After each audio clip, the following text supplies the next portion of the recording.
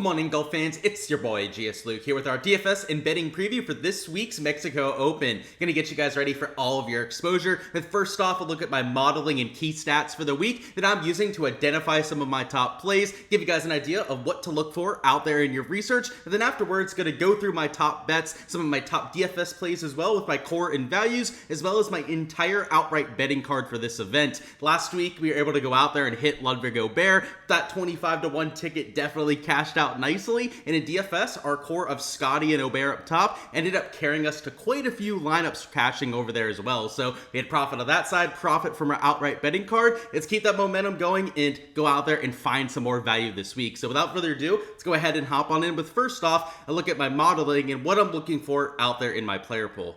Vidanta Vallarta might only be about 7,400 yards, but it plays a whole lot longer, and bombers have a distinct advantage at this style golf course. They've got super wide fairways, so having that length can be taken advantage of, and you've seen a lot of your winners and top fives possess that kind of skill set. So though off the tee distance isn't our number one key stat, it is worth noting that our approach profile is heavily skewed from 150 to 225 yards. In fact, compared to most events that we have out here on tour, the weighting on these categories, again 150 yards and out, is about double what we typically have, and the weighting from 50 to 125 is hardly even half of what we normally have. So a little bit of a different week when it comes to that approach profile, with almost all of your approaches being over that yardage. Your putting comes into play as per usual at these resort style golf courses. It is a pass-palm surface, so on top of some of that recent form, you might want to give that a look over there on the databases. Birdie or better percentage and easier golf course, always something that I'm including, especially from the DFS angle, where getting that birdie production is key to your scoring. And then off the tee, this is where that distance really comes in, whether it's regular driving distance, a little regular shots gained off the tee, or even ball speed or fairways gained, all different ways that I'm looking at a player off the tee. I've got some par 5 scoring mixed in, and then for our comp courses, we've got Corrales Golf Club, another track with pass-palm greens,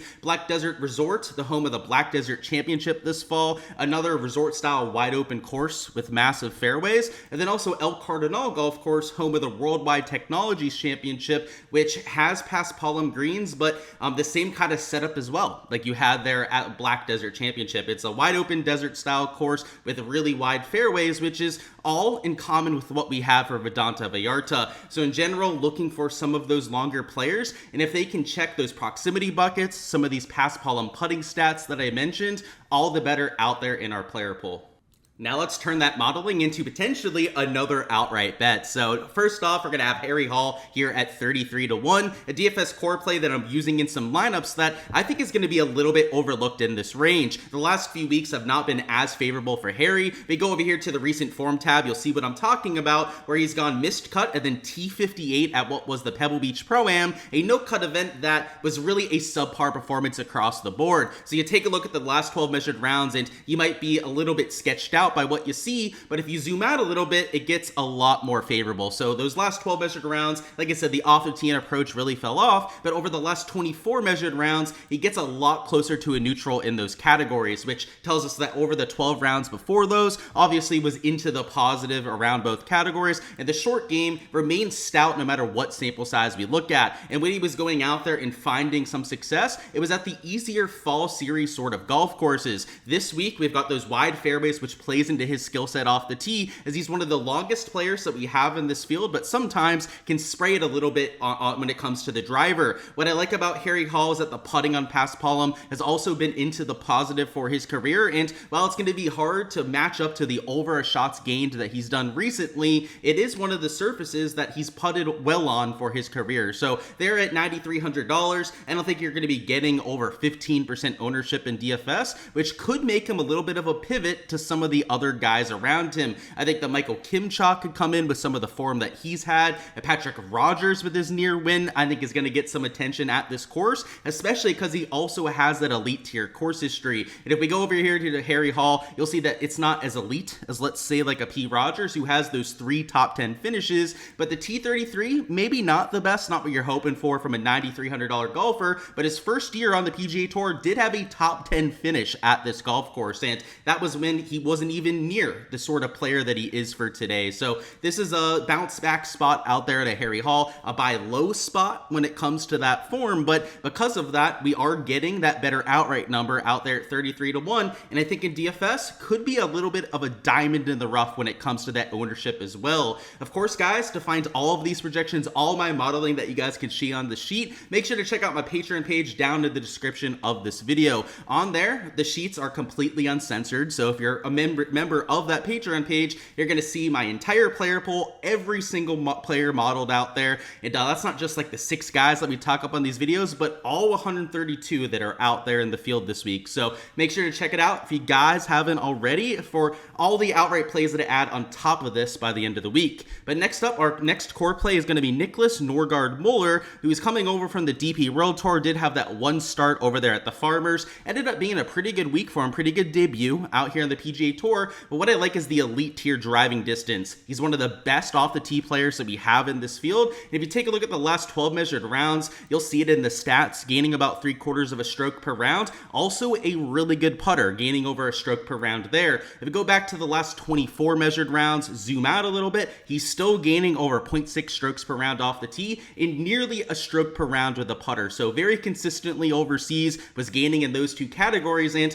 those are two really good categories to be bombing it in this week. We are looking at putting as our number 2 key stat out there in our modeling, and if you zoom in on some of the longer proximity buckets, a player of his length gains from 175 yards and out. So, it's a cookie cutter golf course for what we're looking for in Moller's skill set. He's a high birdie percentage player, top 5 in this field over the last 24 measured rounds, and also one of the best par 5 scores that we have in the entire field, which a lot of that correlates to that driving distance. But down here at 8,400, I think we'll get some play out there in GPPs, but he's a new enough name over here on the PGA Tour that not everyone's going to use him. Your more casual fans that haven't really seen him on leaderboards yet aren't going to go out there and click him very easily, and while you might have a few touts like myself familiarizing people out there with this skill set, it's not going to be enough to make him one of the more popular options here. So I like the buy low spot. I got him at 55 to 1 out there for an outright bet. That was a boost on Hard Rock Bet, got him to one of the best numbers available around the industry. And in DFS, if he's going to be sub 15% owned, I think that there's plenty of opportunity for leverage there. So we have yet to see him on this past Palm surface, so no stats to really go out there and draw from out there for Nicolai Hojgaard Moller, but the off the tee fit is exactly what I'm looking for. And long term, this is the kind of guy that I could see being a multiple time tour winner. He's got that kind of skill set, a high pedigree player that we've heard really good things about out there for quite some time. And in DFS, he's got all the opportunity in the world to go out there and outscore his placement position, because he's the kind of guy that makes birdies in bunches, an extremely aggressive player that's got that hot putter, which is even more attractive for a format like DFS. Next up, we got Nicolai Hojgaard. He'll be our last core play for this week, and another player that I took for an outright at 55 to 1. An extremely long player off the tee, one of the longest that we have in the entire world, let alone what we have in this sort of field. And he's also a player that on Paspalum, you can see it's not a really big sample size. He hasn't been great, but he has had a few spike performances on this surface. But if you take a look at the last 12 measured rounds, get an idea for how he's hitting it.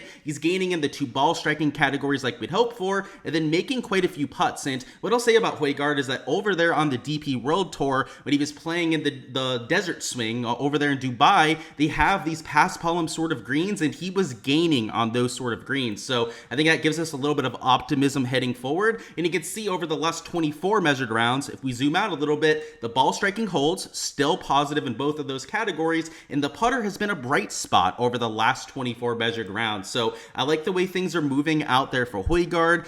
Got off to a little bit of a slow stretch of 2025 as he was sick to start the year, but we know what happened to Aubert after he got sick, right? Came back, took him a few weeks to get his footing under him, and then goes out there and gets revenge at Torrey Pines for us. So maybe that was part of the reason I went out there and mixed in the outright on Hojgaard. The main reason is the skill set fit. Just like a Nicolai Hojgaard Moller, one of the longest players that we have in this field, which is just a massive, massive advantage at this resort style golf course. Next up, we got Ryan Fox here at $8,000, towards the tippy top of what I would consider a value play for any given event, but at 66 to 1 was somebody that I could not pass up out from the outright perspective. In a DFS, I don't think it's going to be too popular either. His recent form ranking is number 8 in the field, so playing some sneakily really good golf, And if you take a look at Ryan Fox and his skill set, one of the longest players that we have in the field, and over his last 24 measured rounds is doing it pretty much exactly like we'd like to see. So gaining off the tee, you zoom in a little bit more is where you see the approach play start to pop.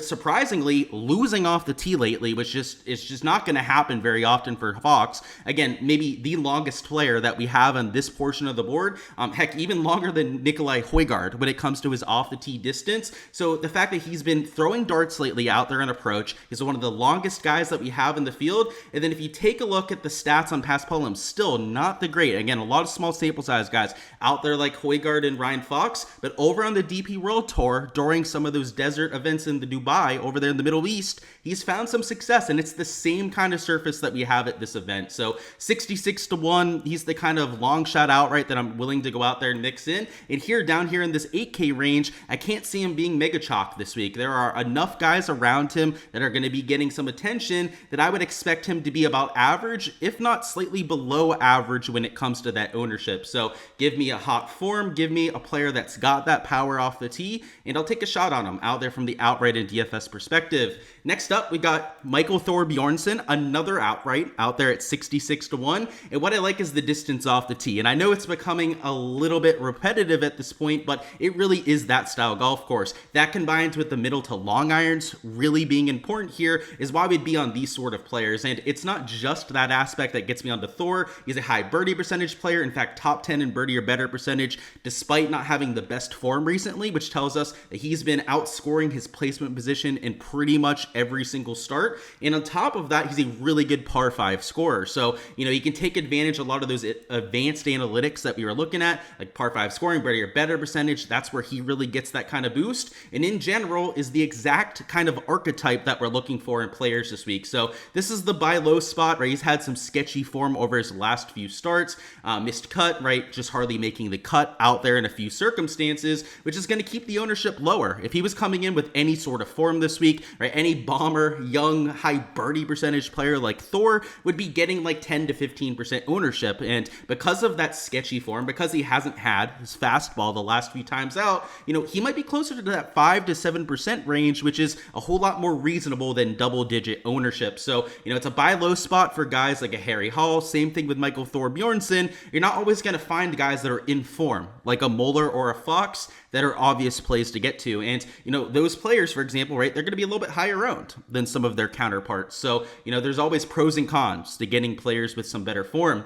And then our last play here is going to be Aldrich Potgieter at 82.5-1. So quite the outright number that we were able to get there. A little bit of a boost from 75-1 on Hard Rock Bet. And he's going to be very popular this week because from what I've already seen in some of the content around the industry, he's getting talked up by just about everyone. And it's because of his length off the tee. I mean, it was very obvious at the Farmers Insurance Open that his off the tee was a weapon to be had at courses where that's important. And this is another course where that is going to be a massive advantage to have. On top of that, he was a really good putter. He went out there, he lost strokes on approach, yet still almost went out there and won the golf tournament. So long term, I've heard a lot of good things about him. I'd expect to see him towards the top of leaderboards at least a few times over here this year. But what you've seen on the DP World Tour, his small sample size on the PGA Tour, is that he's capable of contending, maybe even winning. He almost won on the DP World Tour as well. Had a runner-up finish just a month before he went out there and almost won on the PGA Tour at driver-heavy golf courses. It was a course in South Africa that was nearly 8,000 yards that he went out there and nearly won. If this is a course where the off-the-tee distance is good, also those mid to long irons are really what we're honing in on, then I get why he's chalk. And I went back and forth about it. I was talking to a few of my buddies that you'd be a donkey if you went out there and played somebody that popular. But when I went through my modeling, my projections, he literally is just that much of a better play than the guys around him. So I already know that he's probably going to be close to 10% ownership, maybe even a hair over 10% ownership out there in GPPs. But I'm going to have plenty of other spots to get different. I think that the ownership in general this week is going to be really high on a lot of players that probably shouldn't have really high ownership. And especially like this 9-10K range, if there's anyone up there that's like 25-30% owned, they're just going to be like an automatic fade for me because there's no one in this field that is worthy of being 30% owned in any given event.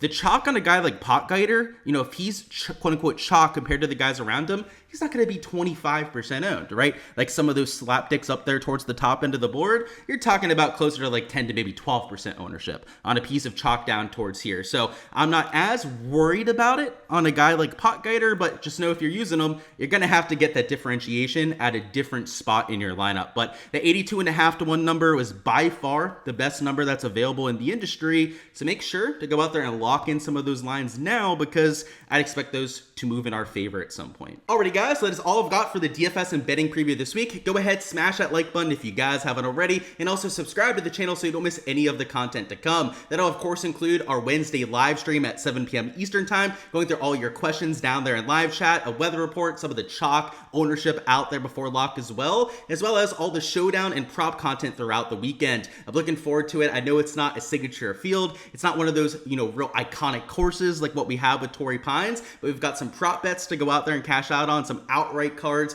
you can go out there, maybe cash out for 2 weeks in a row as well. So best of luck out there with all of your exposure this week, and for a chance to earn a free month on my Patreon page, go ahead and give me your winner of this golf tournament. As long as they're at least 30 to 1 to go out there and win, if they go out there, take home the prize, you'll also get a free month access to the Patreon, which of course is where I have all my projections, my modeling, everything on that spreadsheet that you saw blacked out can be yours completely uncensored out there if you give me that winner at least 30 to 1. So again, make sure to check their odds before you go out there and guess somebody. It's going to be on a first come first serve basis. So as soon as a player is taken once, they cannot be taken again. But hopefully one of you guys down there can go out there and get the winner, and we can make this week back-to-back outright winners out here on our card.